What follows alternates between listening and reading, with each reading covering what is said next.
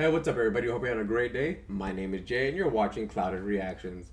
So, it's getting pretty dark, obviously, and today is Friday, so hope you guys are staying safe on this Friday night. But you're not seeing this probably until Saturday because that's just how I upload. So, the name of this history video is actually titled World War II. So, I wonder if they're going to actually get into the World War II aspects, or are they just going to go into just the actual instance of Stalingrad. Hope you guys are staying safe out there. Enjoy your guys' weekend, and let's just hop right on in. Let's get it. Let's get it. I'm Indy Nidell. And this is Hungover Per, and this is Sabaton History. Hungover Per.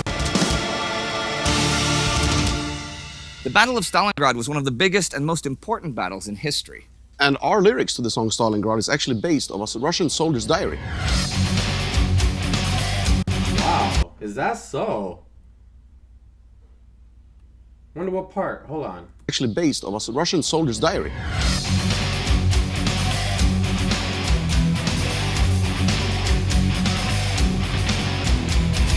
Summer 1942, Case Blue. It was to be the decisive German offensive that sealed the defeat and collapse of the Soviet Union. Army Group South would descend the Donetsk corridor towards the city of Stalingrad on the Volga River to protect the northern flank of the forces pushing towards the Caucasus oil fields. Adolf Hitler had, however, made the decision that instead of bypassing the city, Stalingrad itself was an objective and was to be taken by storm. Capturing Stalingrad would, in fact, not only destroy a major industrial hub, but also block Soviet shipping coming up the Volga. August 23, 1942, the forces of the German Sixth Army under General Friedrich Paulus entered the city. The Soviet reinforcements being rushed there were greeted from afar by explosions and pillars of smoke. Even the darkest night was illuminated by the incendiary bombs that turned the once beautiful city into an inferno of burning ruins. Still, day and night, the ferries poured men, tanks, and supplies over the Volga to keep the city in Soviet hands. For the men on those ferry boats, there was no going back, for neither the dive-bombing German Stukas above them, nor the merciless and ever-watchful eyes Stalin's commissars of the NKVD gave them any choice. They would push the invaders back, or they would die trying. Stavka, Red Army Command. See, that's the fighting spirit that Hitler wanted in his men. But towards the end, man, they started losing morale, I think. They just started, giving up, and that pissed Hitler off. Had tasked its 62nd Army under Lieutenant General Vasily Chuikov to hold on to the city that Stalin considered the symbolic birthplace of the Bolshevik Revolution, whatever the cost. Stalin's orders were law. We shall never surrender the city of our birth. Let us barricade every street. Let us transform every district, every block, every building into an impregnable fortress. Ironically, in that task, they were helped by the German Luftwaffe, as its massive carpet bombing campaign had turned the city into a maze of ruins and rubble. Every cellar could be turned into a bunker, every collapsed factory into a possible strongpoint. And Chuikov's tactic was hugging the enemy. They would be so close to the Germans that they could not be targeted by artillery. In the wreckage, men caked in dirt, dust, and blood ran into each other. They would be so close to the Germans that they could not be targeted by artillery. In the wreckage, men caked in dirt. Oh, that's very smart. Stay close to your, especially if you don't have artillery to back you up. Keep close to the enemy so they can't be supported with their artillery because they don't want friendly fire. Wow. Dust and blood ran into each other, fighting mercilessly with guns, hand grenades, and bayonets. Small platoons of Soviet submachine gunners swarmed through the ruins, trying to outflank their enemy, while German stormtroops rushed from cover to cover under the stutter of machine guns. Chuikov called it the Stalingrad Academy of Street Fighting. Fresh from Moscow, I came to comrade's aid. Sitting in despair, almost crushed by the furious army. Oh man, this is why I need to start listening to the songs more. Now that I'm hearing him sing it, it sounds like he's more, when he's saying that part about how the furious army is coming in, the city in despair, he sounds more distraught. He sounds in distress as he's singing it, you know? He sounds thunderous like bellow. He sounds deep with it, but it's more like a not like a cry, but I don't know. That it definitely hit now that I, knowing the history and knowing what the words are meaning. Soldiers lost track of time and space in the pulverized wasteland. Once a thriving city where hundreds of thousands of people lived in multi-story buildings, traps and ambushes were omnipresent. The Germans could, for example, hold the first and third floors of a building, while the Soviets still occupied the second. One mistake, or one step too far into the open, and that was it. Soviet snipers, marksmen and hunters from the Soviet Union's eastern regions lay camouflaged in the rubble, killing Germans with extraordinary precision. Casualty rates among German officers rose to unprecedented levels, as their life expectancy at the front was often just a few hours.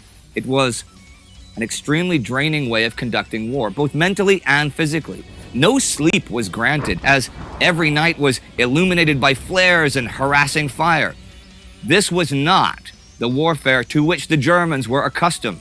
No open battlefield maneuvers, no blitzkrieg-style advances. Forced to keep their heads down, they called it Rattenkrieg, the war of rats. For the men fighting in the city, this was not about ideology or war aims, but about simple survival. And for the Soviets, survival meant killing as many Germans as possible. But the German Sixth Army did not just consist of Germans, but also Austrians, Italians, Hungarians, Romanians, Croats, and indeed Russians known as Hiwis. They were among the most tenacious fighters, knowing that falling into Soviet hands was, for them, a sentence worse than death.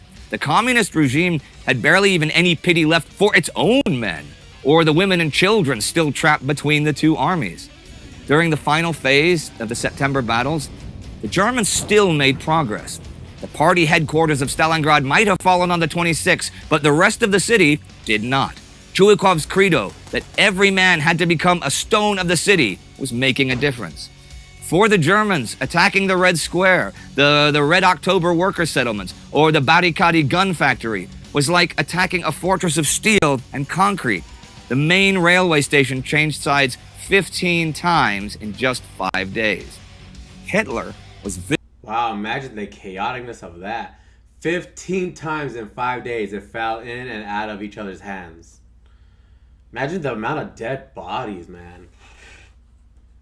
visibly frustrated over the stubborn Soviet resistance and the mounting casualties. General Paulus had promised him many times that the fall of the city was just a few days away. How could the Sixth Army, one of the largest and strongest, not break the Soviets? The German censors at home tried their best to hide the fact that this was a battle of attrition, that the Germans might actually lose. Nervousness swept through the Fuhrer's headquarters. Throughout October, the fight for the northern industrial sector and the heights of the Mamayev Kurgan continued, but supplies and reserves were running dangerously low. The field hospitals within Stalingrad and on the banks of the Volga were packed with wounded as far as the eye could see. Stalin himself met with the Stavka to discuss the coming Soviet counterstroke, codenamed Operation Uranus. While the city's defenders would continue holding out, the offensive would be directed against the overstretched German lines outside the city, where, far away from the street-to-street fighting, the forces guarding the steppes and along the bends of the River Don fought in the monotony of trench warfare. The Romanian Fourth Army was there, but captured prisoners had revealed to the Soviets they had nearly zero anti-tank weapons. So, while the Germans poured more and more men into the city, Stalin was determined to turn it into a trap. By November, its fate was still uncertain, but the German soldiers began to realize they would have to stay there through the brutal Russian winter. And after Hitler once again broadcast near victory on the radio on the 8th, the temperatures fell dramatically the following day. On November 19th, Soviet stockpiling came to an end. Over 1 million men had been assembled in the rain and frost. Operation Uranus began. The sound of the mortars, the music of death, we're playing the devil's symphony. Our violence and guns, conducted from hell. Heavy artillery shells and shrieking Katyusha rockets crashed into the Romanian lines. Successfully fighting off the first waves, they eventually broke as the massive T-34 tanks smashed through their lines unchallenged. Paulus, putting his trust in the Führer's calculations, had totally failed to prepare for such a possibility. No mobile tank force was available to prevent the disaster taking place on his flanks. The Axis forces outside the city were now threatened from three sides. Suddenly, the whole German force on the southern Don front was threatened with being cut off. Pulling back was the only option. On Sunday, November 22nd, the news broke in Hitler's headquarters. Stalingrad surrounded, Russians approaching, Romanians retreating. First, the encircled German forces perceived this Kessel, as they called it, simply as temporary. Now forced to hold out until they could be relieved, they reversed the roles. True to the rules of the Stalingrad Academy of Street Fighting, they formed a defensive hedgehog, turning their surroundings into defenses. But in December, the Russian winter was tightening its grip around the city, as was the Soviet snare. While many Germans still clung to the promise, hold on, the Führer will get you out, others began to lose faith. The combat fatigue, the malnutrition, the sleeplessness took a heavy toll on the soldiers. Every tank lost was irreplaceable. Shells were getting fewer and fewer, and fighting strength deteriorated rapidly, as did all hope of making it out alive. The Sixth Army could not simply be supplied by an air bridge, as there were neither enough planes nor fuel available. And what was supposed to be the saving grace that was Operation Winterstorm by Field Marshal von Manstein was halted 40 miles in front of the Kessel by strong Soviet opposition. The Symphony of Stalingrad spoke of incoming doom. The NKVD played tango music and propaganda from German communists through the loudspeakers as Katyusha rockets screeched overhead. Incoming doom. The NKVD played tango music and propaganda from German communists through the loudspeakers as Katyusha rockets screeched overhead. German rations were cut to a third. That's some witty lyrics then, because they incorporated the Symphony of Death. There. Wow. Wow.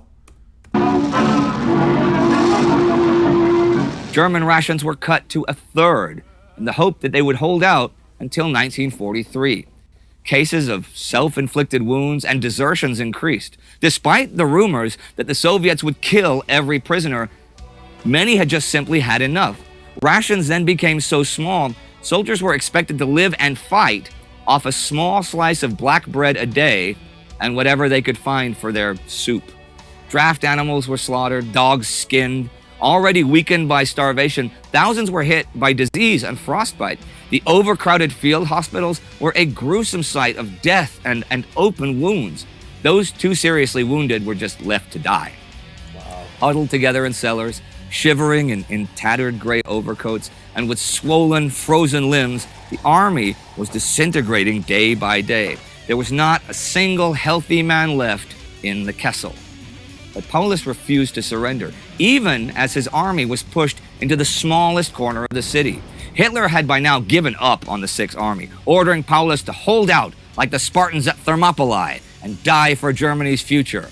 According to him, the Sixth Army had fulfilled its historical contribution to the greatest passage in German history. The city was to be its grave. Soviet General Rokossovsky had the honor of finishing the job.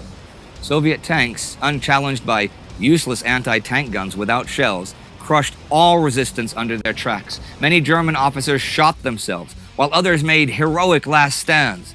On January 31st, Soviet soldiers cleared out the last cellars and dugouts with grenades and flamethrowers in the city center before breaking into Paulus's command post. Over 90,000 men were taken captive, the remnants of the mighty Sixth Army. But these were pitiful remnants of men, starved, weak, sick, limping and shuffling towards the snow-clad steppe. Most of them did not survive the marches to the camps, and many were shot along the way. The Soviets proclaimed, "After Stalingrad, we shall give no quarter." They didn't. With upwards of 2 million casualties, or perhaps more, it was the bloodiest battle of the entire war, and the largest with over 2 million involved at the time of the counteroffensive. It wasn't just a loss for the Axis powers or for Germany. In many ways, it was the loss. The initiative of the war, after a year of Axis gains, had shifted in the USSR's favor. Germany had lost an entire army, and their European allies, save Finland, had been broken. It is hard to overestimate the significance of the Soviet victory at Stalingrad, one of the major turning points in military history.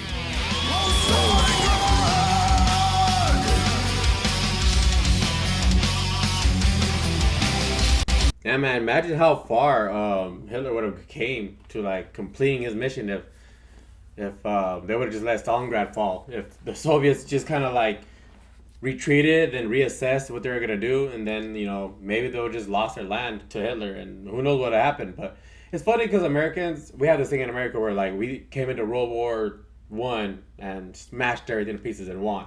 We came into World War II and stopped everything. Hitler was defeated because of America. Soviet, man, Russians is really the one that America joined the war like what, last 3 years? Soviet Russia was the ones doing the heavy lifting, man.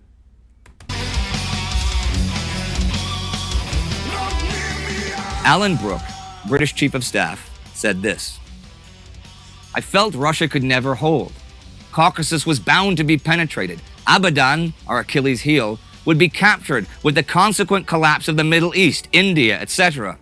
After Russia's defeat, how are we to handle the German land and air forces liberated? England would again be bombarded, threat of invasion revived, and now we start 1943 under conditions I would never have dared to hope.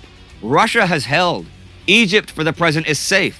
There is a hope of clearing North Africa of Germans in the near future." The entire war had changed for the Allies, for the whole world, and for the future of mankind. For every one of you watching now.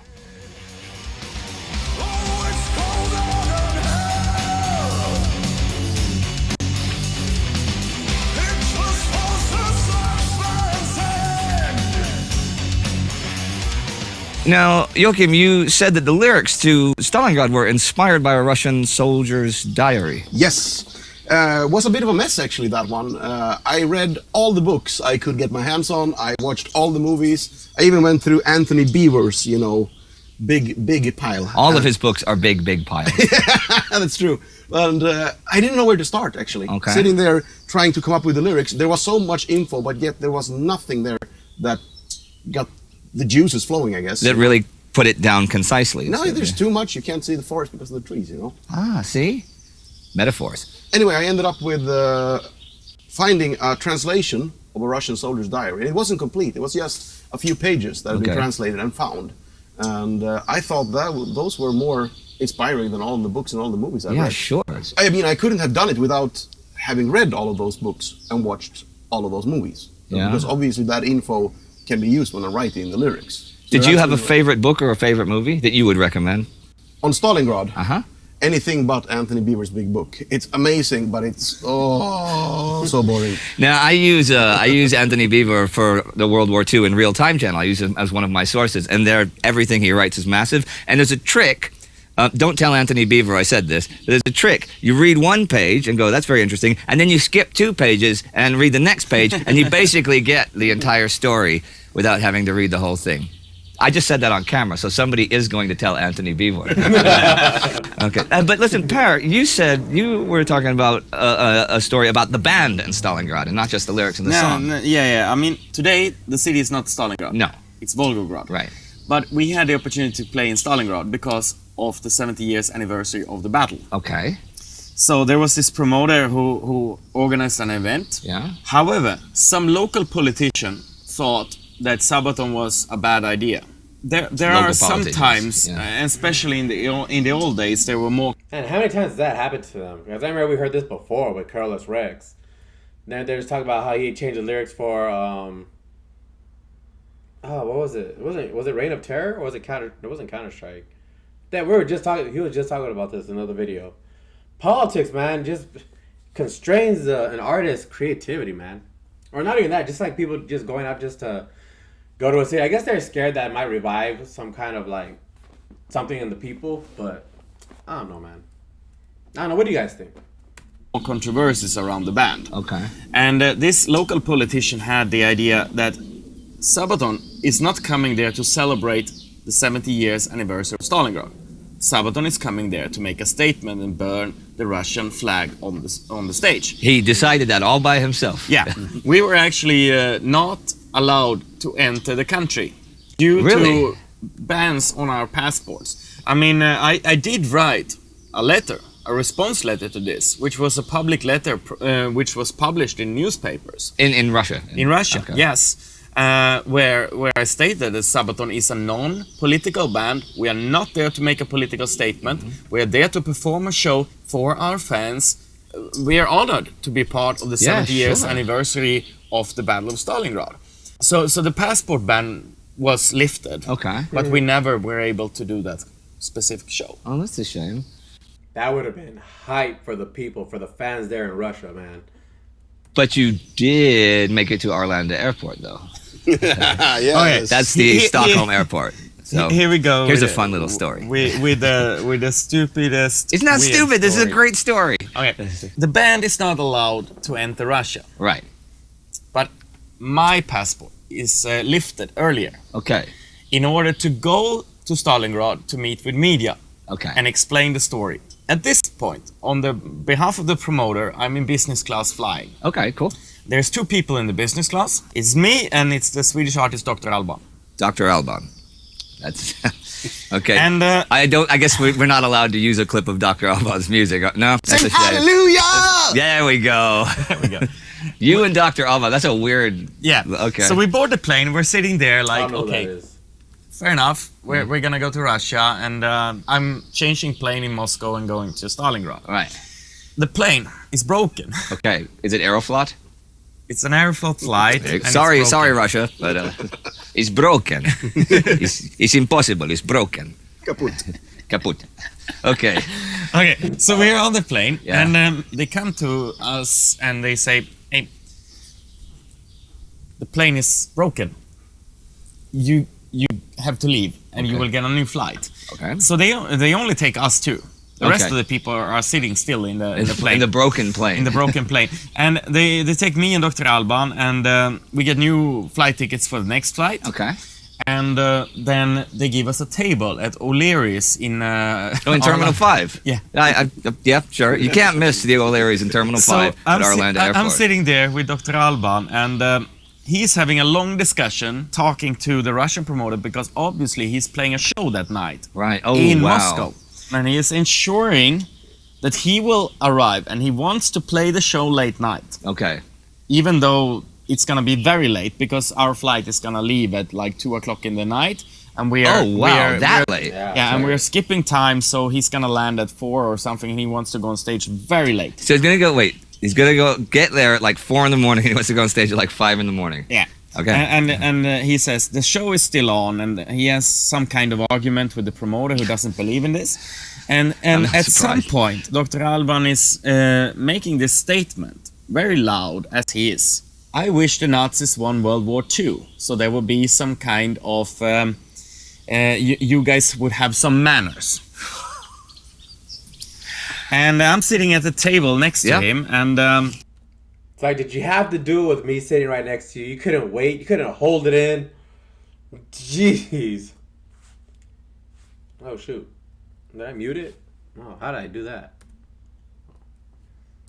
at the table next to him, and trying to kind of disappear. Yeah, because there's a crowd around you guys, right? There's a crowd, it's full packed, O'Leary's, and everybody's looking at our table. Well, Dr. Alban, if you're out there, I really hope that you made that show. Actually, I would see a Dr. Alban show at 5 in the morning. I think that would be really fun. If you do another one, we'll all go, right? I go. We're all going. You do another 5 a.m. show, and is it in Moscow? Yeah. Who's going to do it? Yeah. Okay, we're all going. That's our promise. Next time in Moscow, we're there. Okay, well, thank you guys for today. Ladies and gentlemen, that was Stalingrad, but we will see you next time on Sabaton History.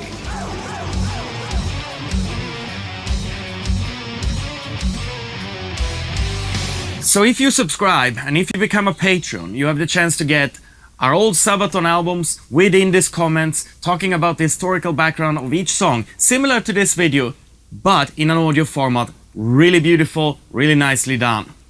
And that's all for today. Thank you very much, and see you soon. So I guess I had that all wrong. I was pretty sure, wasn't there like a moment in time where like there was like an underground army?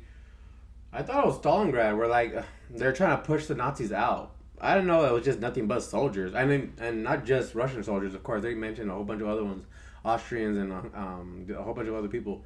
But I thought it was like the citizens of Stalingrad had also. Well, they had to have joined in too, right? They had to have joined in.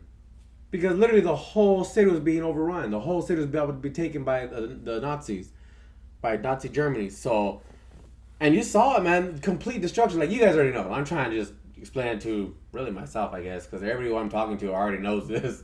So, I mean, yeah, or maybe I got that wrong too. I don't know. Maybe I'm talking about something else. I don't know. Do let me know. Like, yeah, I know you guys are gonna do. Enjoy your guys' weekend. Stay safe, stay blessed, and I'll catch you guys in the next one.